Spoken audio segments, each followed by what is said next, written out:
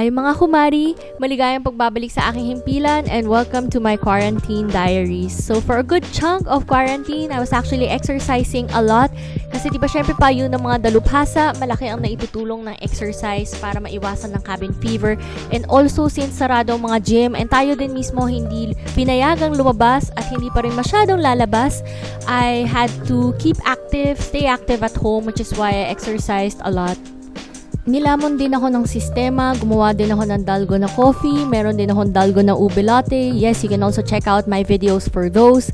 And wala akong ginawang video for it, pero gumawa din ako ng ube pandesal, tulad ng lahat ng mga tinamaan ng ube cheese pandesal fever. And yun nga, I'm just trying to be as productive as possible. So, yung makikita nyo din sa mga vlogs. So, I've been trying to make bread. I've been trying to make a lot of dishes, mga ulam usually ganyan. Kasi, syempre, pag yung nasa quarantine, parang hirap naman din kung laging puros mga delata yung kakainin. So, tinatry ko din mag-isip ng mga dishes para hindi laging sobrang reliant sa delata kahit papano. So, good morning guys. Ito naman tayo. Nakawala na talaga ng sense of time ang mga tao sa quarantine. April 10. Mukhang ang agenda ko ngayon ay siguro mag-grocery. Hopefully, hindi ko sure. Kasi, usually mahaba. Ayan, may mga listahan ako. Ayan, yan. May mga turbo Chinese ako na gusto kong bilhin. Pero minsan, not necessarily may paninda dun sa amin. And ito nga, ang aking pure gold OOTD.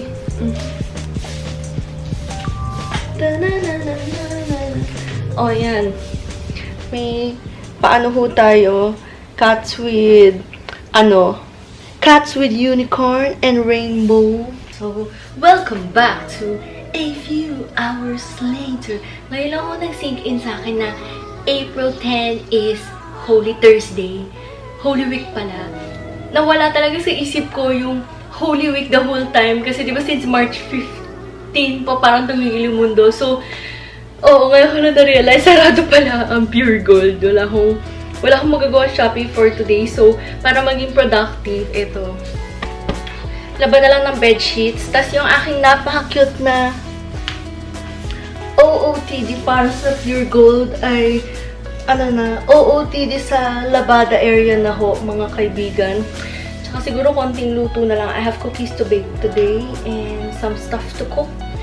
Ganun na lang yung gagawin kasi nawala talaga sa isip ko. Or wait, Thursday ba ngayon or Friday? Ay, hala, Friday! Friday pala, Holy Friday. So, yun nga, within Holy Week talaga. So, hindi talaga ako makakapunta ng pure gold. Nakalimutan ko yung fact na yun, Holy Week pala. Ayan, so ang aking mga labada. Ay, sorry, yan pala yung strap ng camera. And yung masaya nga, yung sobrang favorite ko gamitin kapag naglalaba ako, itong mga gel ball. This one, ito yung binili ko na sa Japan, Ariel Gel Ball. And nakakatulong nga siya against odor. Kasi, tada! Ito din yung favorite kong gamitin, Renoa na deodorizer beads. I think Renoa is the name that Downy uses to operate in Japan. Kasi parang same yung Downy logo as in yung Downy natin. So, feeling ko yung Renoa, yun na nga. It's the name that Downy uses to operate in Japan. Itong mga beads, sobrang effective talaga to, lalo na pag naghugas ko ng bedsheets, which is why I really like them.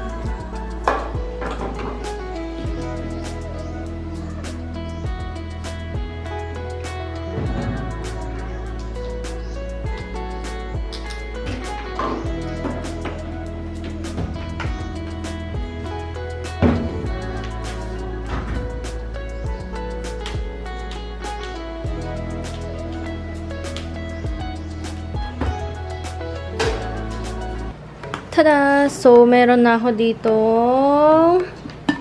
Ayan. So, ito yung cookie dough ko for snickerdoodles. And then, meron ako ng aking cinnamon and sugar. Plus yung aking cookie scoop. Meron talaga akong in-order na cookie scoop. Pinasuyo ko sa Amazon.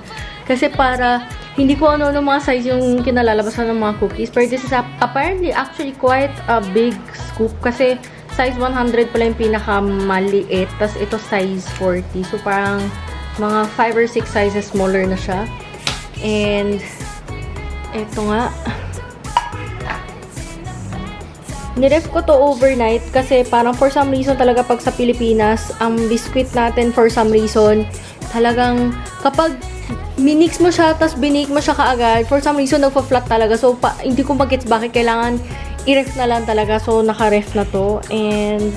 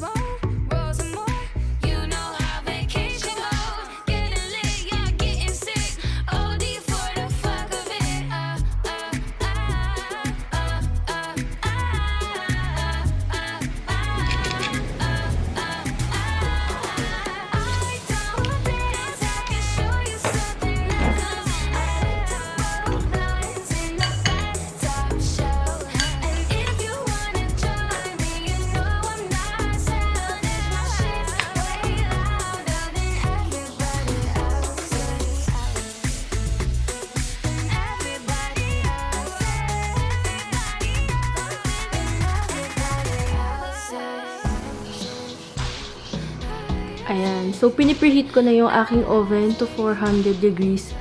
Habang hinihintay ko muna itong oven na mag-preheat, sige, magsasampay muna ako.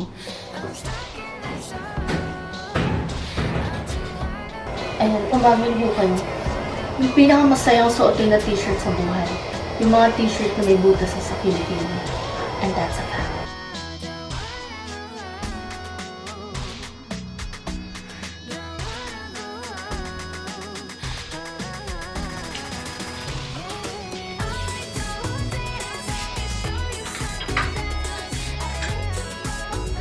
Kuya, ganda anak.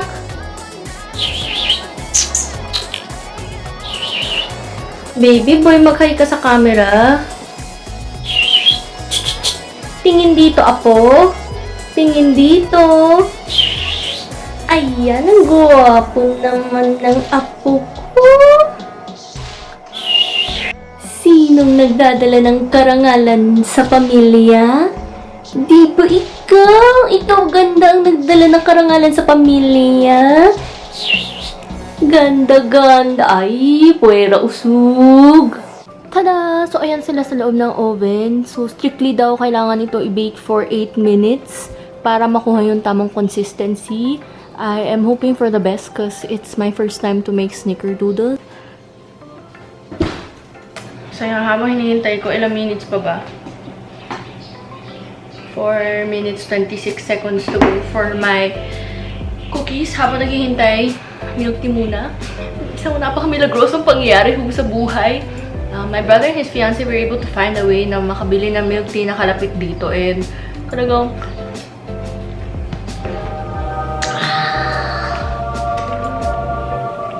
the last time na nakapag-milk tea ako, matagal, hindi ko na talaga maalala, before the community quarantine. Ba kaya ngayon makapag-milk tea. Salamat Panginoon sa biyayang yung pinagkaloob.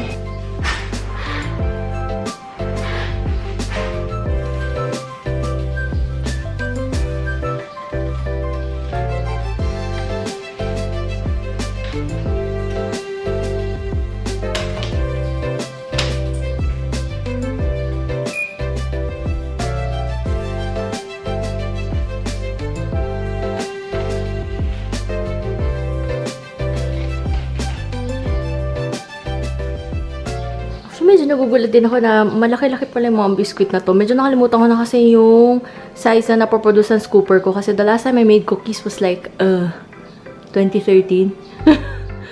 And, ito yung isa pang tray. They smell really good. So, I hope that they also taste good. I hope they're chewy. Kasi naalala ko snickerdoodles nung kumain ako parang 2012, 2013. Naalala ko sobrang chewy. Tapos parang nakaka-addict lang yung lasa. It's the moment of truth. Ito na mga kaibigan.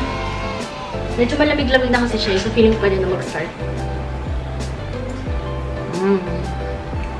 Oh yeah.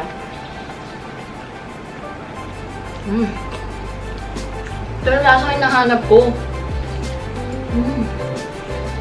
So good.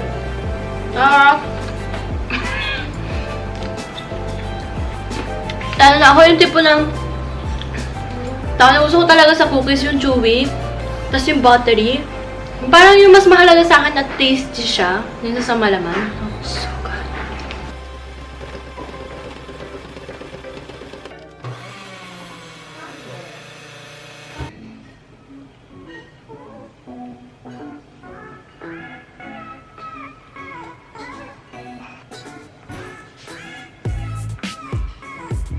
And yun, gumawa din ako ng mabilis lang na dinner. Tuna cream cheese to. So, ito namang mga kalat na to ay, ito yung usually mga gamit sa bags ko na hinugas ko lahat ng either dishwashing or trinay kong punasan ng alcohol. So, yung mga coins hinugasan ko ng dishwashing. Actually, ito, yung mga cards, hinugasan ko din ng dishwashing. And pati susi, hinugasan ko ng dishwashing kasi para sure lang. Kasi hindi ko sure kung baka, I don't know, baka may germs na na-expose. I mean, yung mga gamit ay maaaring na-expose sa germs nung before the lockdown. I don't know. So, nilinis ko na lang sila. And, yes. Mari, nilabhan mo rin ba yung pera mo? Oo, nilabhan ko rin yung mga pera. Yung mga bills na nasa loob ng wallet ko. I washed them, tas immediately sinampay ko. So, bali, ganun muna yung mga ginawa ko. Like, puros in-alcohol ko na rin mga kayang i-alcohol. Yung wallet ko, tatry ko kung kayang i-scrub ng dishwashing kasi hindi ko sure, medyo kinakabahan ako doon sa cardboard parts ng wallet. Pero mukhang ganun nga. I think this is like the new normal until I guess makabili siguro kami ng UV cabinet. Yung ginagamit ng mga taong may baby. If you actually have like a good suggestion for UV cabinet, kasi wala kaming baby sa pamilya. Ako na ang baby. Yes, ako na yung bunso. So, ako na yung baby. Wala pa kasi kami tunay na baby sa pamilya. So, kung meron kayo ma-recommend actually na UV cabinet that you think was really worth the money, yeah, please comment it down below. Gusto ko din makarinig na ideas mula sa ibang tao, or like if meron kayong ganong mga, maybe are you using like some sort of sterilizer or some sort of UV lamp. Wow, halatang may nag-Netflix na sa labas. Yeah, definitely I'd love to hear that down below in the comments description box, in the comments box. Yes.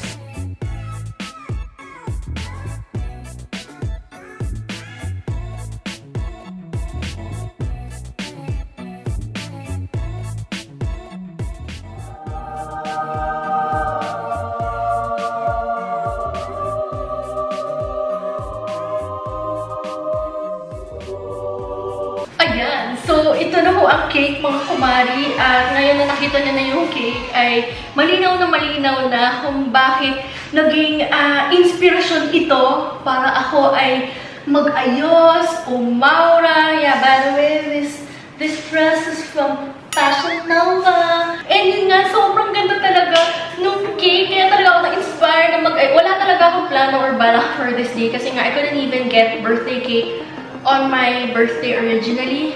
Kasi yun nga, medyo ang hirap talaga ng logistics ngayon na ECQ. Pero kung titignan nyo, grabe, sobrang delicate nung design. And yung mga bulaklak, aakalain niya talagang tunay, di ba? Pero these are sugar flowers, but they were just done so delicately and intricately that as if, di ba? Parang akala mo talaga tunay na rosas, pero hindi. Gawa mo yan sa asukal.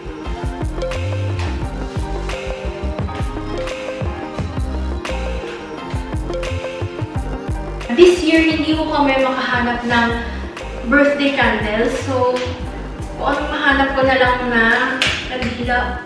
Kung anong mahanap ko na lang na kandila mula sa aming sala. Sariling kanta na din. 5, 6, 7. Happy birthday to me. Happy birthday to me. Happy birthday, happy birthday. Happy birthday to me. Let's see a birthday wish.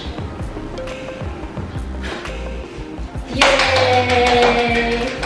Actually, may isa pa pala akong surprise cake which was made by my brother and sister.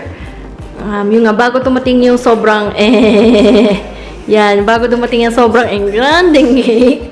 So, sinubukan nila gumawa ng no-bake cheesecake for me. And marami nga daw silang pinagdaanan na pagsubok sa gulaman, sa paghahanap ng molde. Alam nyo namang ECQ. At saka hindi ho pastry chef ang mga kapatid ko. Yun yung lilinawin ko. Hindi ho sila pastry chef. So, yeah, it took them considerable effort to come up with this cake.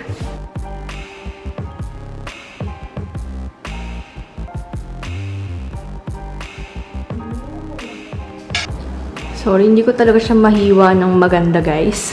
Pero yeah, we seem to have chocolate with maybe, I don't know, butter or caramel cake in the middle and chocolate cake ulit sa taas. Tapos meron tayong drizzle.